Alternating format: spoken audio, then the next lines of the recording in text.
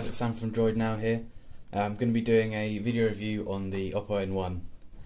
This is a £400 device. It's $599 in the States, or 499 euros. Comes in this very sleek packaging. I won't open this now because the video editing conditions are a bit tricky. You'll see that later. So moving on to the device, we have a very large device. This is 5.9 inches. The largest bezels, which I'm not too bothered by, but some of you will be. But this is all encased in a very premium feel. We've got titanium-ish aluminium metal lining around here with a very kind of ceramic cream body.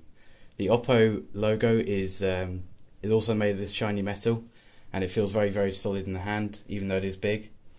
Moving on to the startup now. Press and hold the power button. We've got the power button, volume rockers, camera. We've got the 3.5mm headphone jack, the micro USB, and the speakers. We also have a microphone on the bottom here, and also on the back.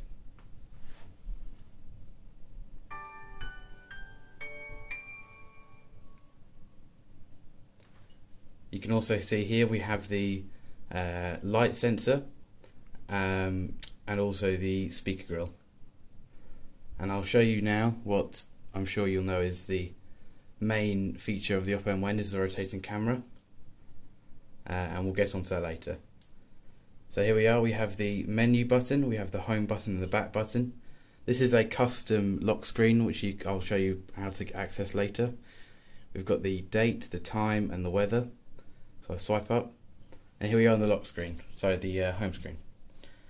So what I've got here is the Color OS. This is the Oppo's custom trademark launcher. If we swipe down, we can see we've got a gesture panel on the left. Get to that later. We've got options here for lots of quick settings. We've got the brightness. Notifications appear down here, obviously. Swipe up, and I'll take on some features now actually. So if we go to start with the gesture panel. So if I want to launch the flashlight, I just draw a V and launch the flashlight. If I want to go to the camera, draw an O.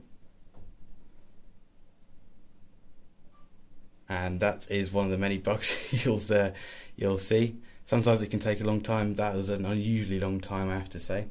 You can also draw custom ones, so if I do this, it should take me straight to Facebook, I believe. Yep, there we go.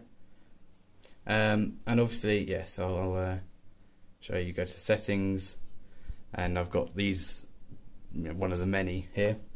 Do new ones, all sorts. Also screen off gestures, so if I turn off the phone screen and it's on the lock screen, I can just double tap to wake. That's one I use the most. That's how I pretty much always wake it. And also you've got the V as well, and also the O, which comes in very handy. Another feature to do the camera, if you're anywhere, you should be able to do this, which is very bloody unreliable, and sometimes it does not work. So I saw Spotify. It's should be 3 or 4, and you should be able to do that and launch the camera, but obviously it's extremely bugged and that's not going to work for me, so I'll completely ignore that. Moving on to what we have is the O-Touch here. So this is a hardware. This is a panel on the back which is about 12 centimeters squared. Sorry, 12 centimeters squared. You can just about see it. If I do this, it will actually swipe through my home screens. It works on a lot of navigation areas, but I tend to not use it because it can be a bit unreliable. Also we have something called the O-Click. I don't have that on person with me, but it's a little circular device. I'll include it on my review. You double click the circular device, which runs off Bluetooth, and it will call the phone. You can do it vice versa. It works as an anti-theft device as well. Also in Color OS, I'll take you to the themes. The level of customization here is quite considerable compared to others. So we've got online themes here that Oppo have set up. We've got local themes, so you can have Jelly Bean if you want. Screen locks, you've got online screen locks. Local screens, I'm using the weather update, but you can have all these as well. Okay, so what else have we got to cover? We've got another feature is the 2 fingers volume control. So any interface on any app or anything, you can just use 2 finger swipe and it'll change the volume.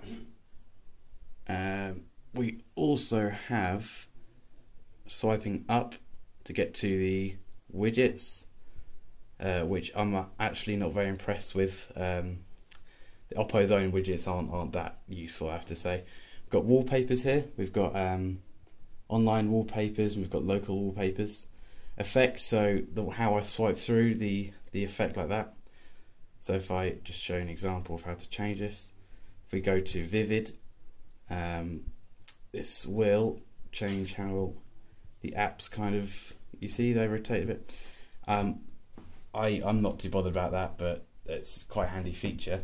Another good feature they've got, you press this little plus thing and they've got exclusive space. They've only got 2 at the moment, but they're very handy. So you've got camera here, you launch that and it'll obviously take you right to the camera. Hello everybody. Also you've got music.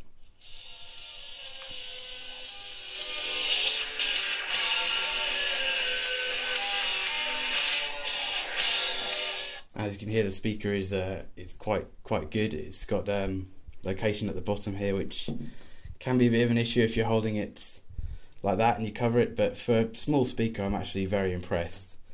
Often find myself filling a room, so yes, I'm quite impressed with that. Moving on to the screen, as you can see, this is a big 5.9 inch 1080p beautiful display. It's LCD, and obviously the colour reproduction is fairly good. Bright colours appear much better than the dark colours, hence why I've got a brightish background. So that's kind of the basics here. I've covered the software.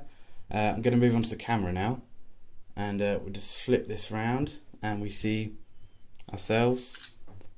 You've got the O click here, the O touch, and you can use it to navigate and whatnot.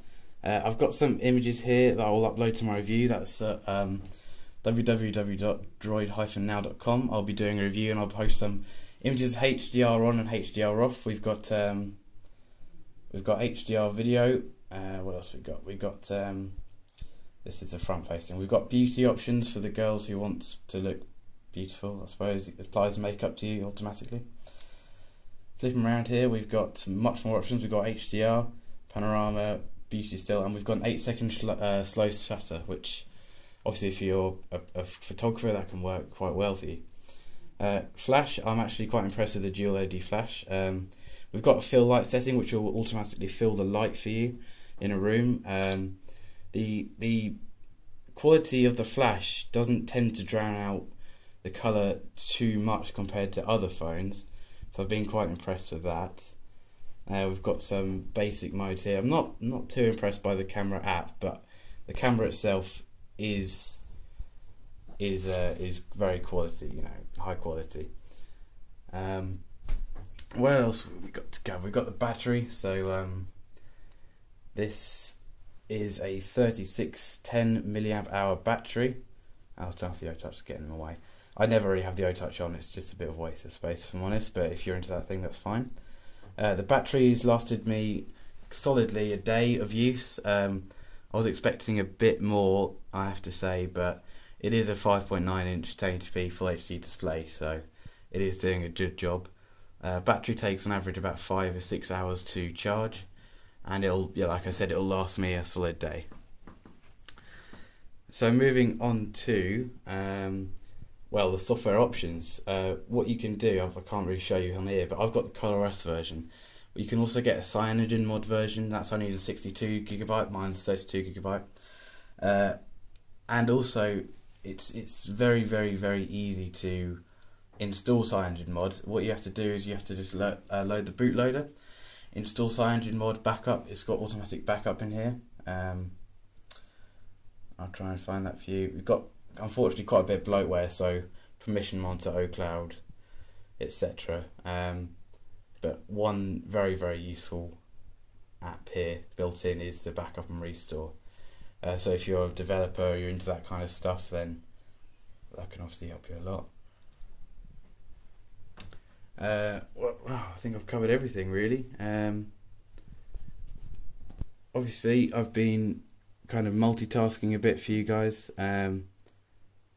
It has got 2 GB of RAM with a 1.7 GHz quad core Snapdragon 600 processor. That's not the new one, that's the one you find on the HC1. Running 4.2.2 Android. Multitasking is very solid, but the only complaint I have is actually launching the task manager. You have to double tap on home, and that can actually be a bit of an issue because it's so hard to do. What you can do is you actually can clear all, which I find very helpful. And I have to say, guys, that seems to be about it. I mean, there's other stuff, like it's got NFC. Honest to God, this is a great phone.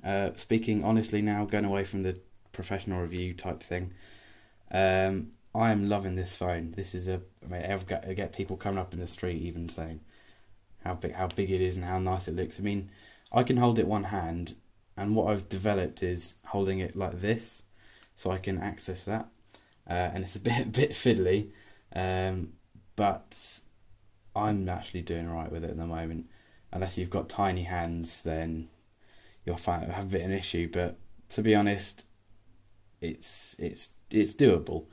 It's not the biggest phone, but obviously it's not very small either. But I am willing to compensate holdability, shall we say, for the beauty of the damn thing. I mean, this is really nice. Feels like a premium device. I love the Color OS. It's a bit buggy, yes, but features are pretty damn spectacular. Yeah, that's about it, guys. I mean, check out my written review, which I actually spend time on, unlike this. So you might prefer to see the written review. I'll include some images taken with the camera in the written review, and also be doing a case review. Should be uploaded very soon. Yeah, thank you very much, guys. That's about it.